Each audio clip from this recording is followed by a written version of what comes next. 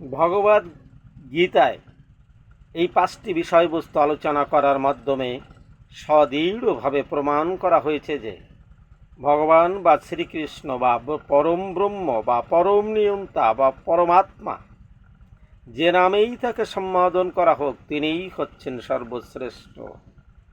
সকল জীবই পরম নিয়ন্তার মতোই গুণগতভাবে সমান।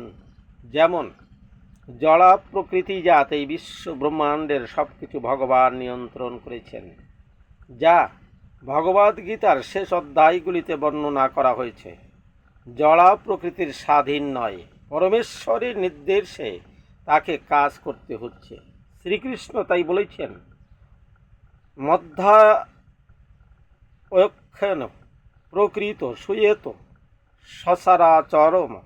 এই জড়া প্রকৃতির আমার নির্দেশনায় ক্রিয়াশীল। আমরা যখন ভৌতিক জগতে বিস্ময়কর কোনো কিছু ঘটতে দেখি, তখন আমাদের বোঝা উচিত এর পেছনে একজন নিয়ন্তা রয়েছেন। নিয়ন্ত্রিত না হলে কোনো কিছুরই প্রকাশ হতে পারে না।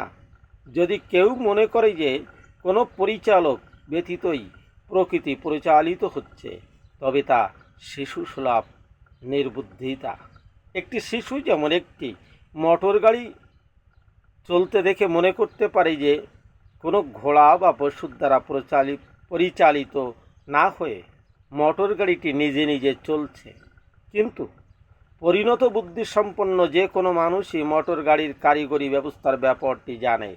সে জানেই যে একজন চালক কলকব্জা নাড়িয়ে সেই গাড়িটিকে চালিয়ে নিয়ে যাচ্ছে। তেমনি পরমেশ্বর ভগবান হচ্ছে এই ভৌতিক জগতের সমস্ত কিছুর পরিচালক।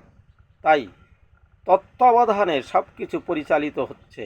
জীব হচ্ছে ভগবানের অবিচ্ছেদ্য অংশ, এবং ভগবদ গীতাতে তার বিশদ আলোচনা করা হয়েছে।